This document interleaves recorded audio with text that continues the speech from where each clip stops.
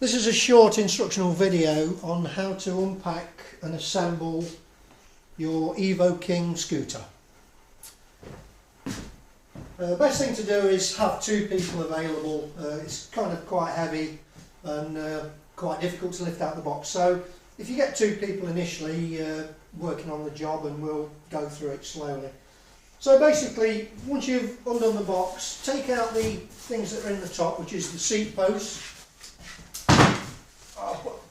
There's a toolkit, there's a fuses and some screws. Just put that on one side. Then the top polystyrene cover can be lifted out of the box. Then there's also another part of the seat post which can be taken out. The seat is on the deck of the scooter, that can be taken out and put on one side. And also the charger can be taken out. Then lift off the bubble wrap cover, and then the scooter can be lifted out. As I say, always best to do this with two people.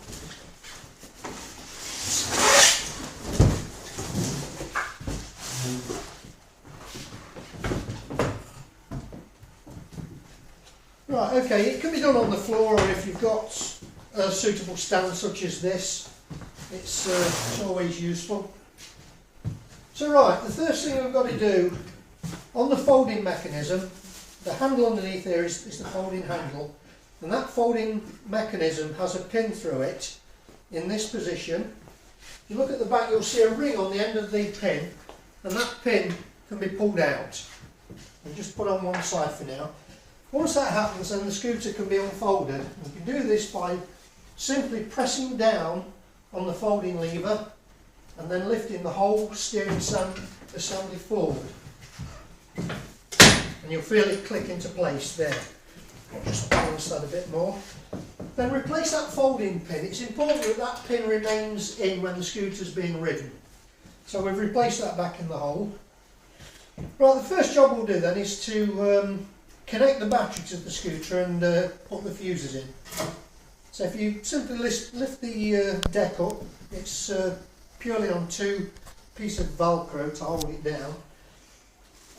Go in the bag, and you're going to get out a big fuse and a small fuse. There are four, but two of those are spares. So take out the two fuses. Now always connect these fuses before you connect the battery to the scooter. So pull out the wires, and you'll see there the fuse holder. At the moment that cup is up, but if it's down, just press it back. It can be a little bit tight when it's brand new, but just press it back, and that shows the two contacts that the fuse fits in. So take your big fuse and place it into the two metal contacts. Now it can be a little bit tight, it's got to be tight. So carefully press with the palm of your hand, try not to bend it, and press it firmly into place as far as it will go without bending it. And then simply replace the cover. Same with the small one. Undo the cover. Locate the fuse into the two metal clips. Press fully home. Replace the cover. Once you've done that, you can connect the battery to the scooter. Now, it is common when you do this that you might hear a little pop or even see a little spark when you connect these two together. That's not an issue, it's purely the capacitor in one of the controllers which is drawing a current, so it creates that bit of a spark. But just push them together quickly. It can only go one way because there's a little recess at the top, and push them together firmly.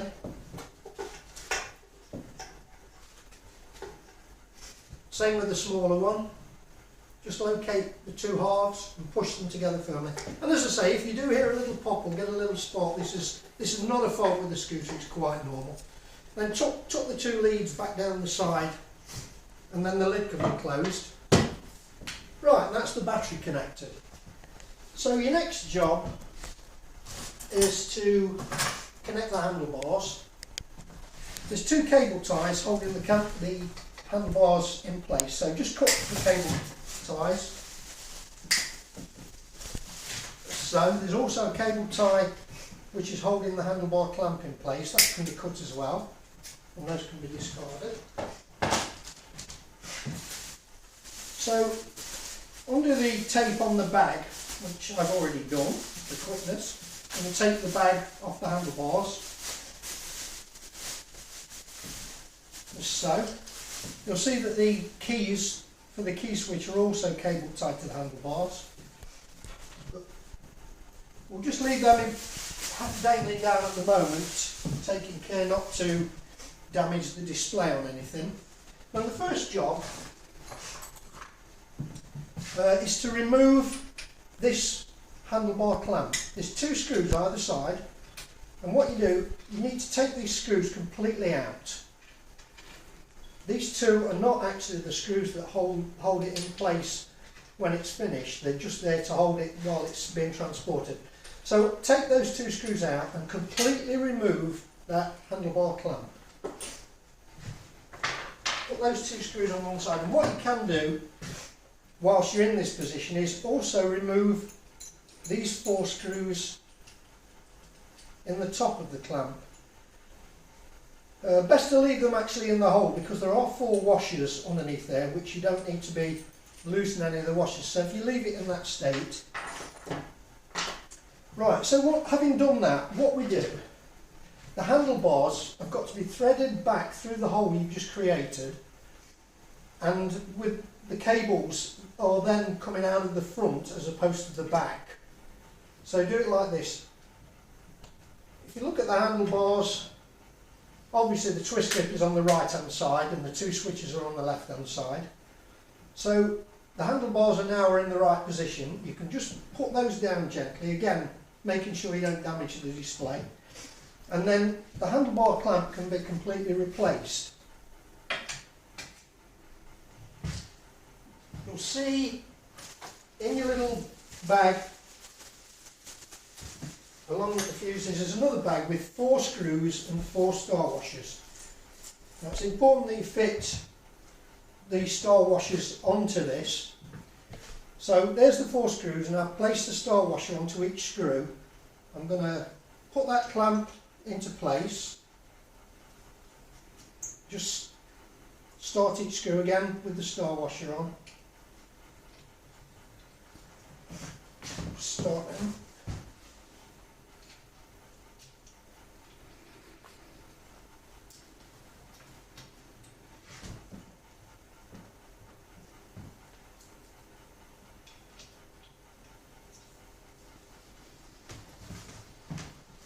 Right, make sure all these 4 screws are securely tightened down. I'm not going to bother tightening them all up at the moment for quickness of the video.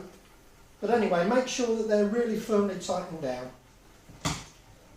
Then having done that, bring the handlebars and just drop them into the bottom half of the clamp. And get them about middle or central with the 2 arms on the display unit. Now at this point the display unit does revolve and can be twisted out of the way to allow you better access to putting the top clamp back on. So lift up your top clamp with the 4 screws still in there. Just get that display a bit further out of the way and replace the cap.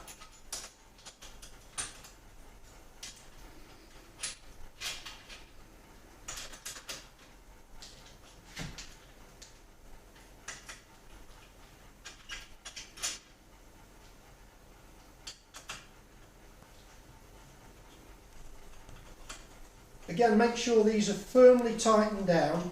You could just check that before you tighten them up that the handlebars are central in the middle, and adjust them so that the position shows the switches in a good place for your thumb and the brake levers comfortable for your fingers. And then once you've done that in your central, you can tighten these down. Make sure they're really tightened down. Again, for the sake of quickness, I'm just going to tighten a couple of the screws, but make sure all 4 screws are securely clamped down. Then after that the display can be swiveled back in position. I'm going to have to go a bit further with these screws. to allow the display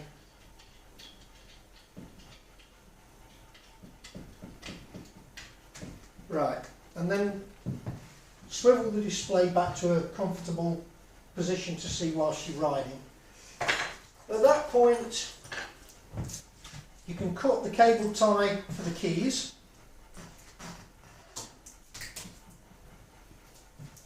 Discard the cable tie and put the keys in the key switch. Now the only other two jobs now is to connect two connectors. There's one coming from the back of your handlebar clamp, which is the key switch, and it's got a red connector, and on the harness here you'll see its mating connector, which is also red. So it's red to red. There's a little flange on there, so this can only go in one position. If you're not sure, there are two arrows on the black connector. You align the arrows and then push it firmly together. Same on the other side, you'll see a blue connector which comes from the back of the display, and that has to match up with this blue connector which is sticking out the wiring harness.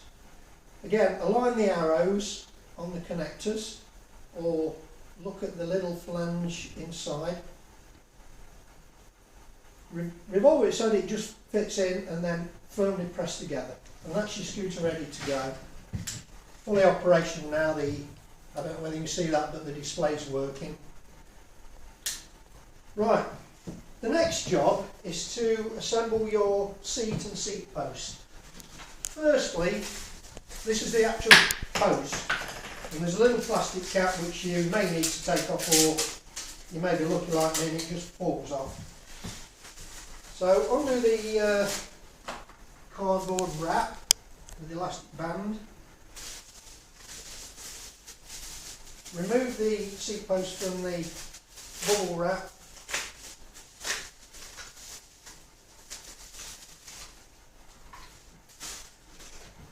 As I say, normally there's a cap on the end of there, so you're going to take that cap off and discard it. Then basically you're going to put that, where the loose end is, you're going to put that down in the hole there, with the clamp side to the front. Then at that point you can undo the clamp, fold that back, make sure it's down the centre of the scooter, and using an Allen key, all these Allen keys by the way are in the kit supplied with the scooter, but securely tighten that seat post in position. Again, make sure it's really tight. Then once you've done that, that post can be raised to that position. The clamp can be clamped in place. Then take your seat post, remove it from the plastic container. Take the seat, and using the spanner in the toolkit, tighten that seat down onto the seat post, undo the cam clamp there, and that can be pressed. Then you can adjust your seat post into position, whatever height you want, and tighten that clamp. If it's not clamping tight enough, undo the clamp, put the screw in a little bit until it's fairly difficult to press that clamp back. Then adjust your seat into a comfortable straight position and get your spanner and tighten the two nuts underneath the seat until it becomes tight. And that's basically the assembly of the scooter. Just quickly showing you the display, if you're able to get on this display.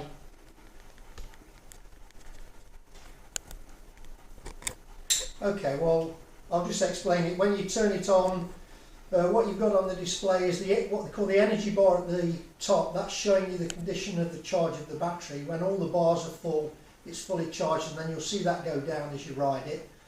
The display underneath is the speed in kilometres an hour. Underneath that is a 1 and a 2, which is either riding on one motor or two motors. and you switch between that with the two toggle switches on the handlebars here. So one obviously is one motor running and two is both motors running. Then there's also a speed switch on the right hand side next to your twist grip, and that toggles between a slow speed and a fast speed. So basically you've got two speeds here, and obviously different speeds whether you've got one or two motors. To actually alter the odometer and the readouts or trip on there, which is the display at the bottom, there's another little button underneath the two buttons on there, and you can toggle between whatever you want, odometer, trip A. Horn switch is the yellow on the left hand side. Light switch is the red one next to it.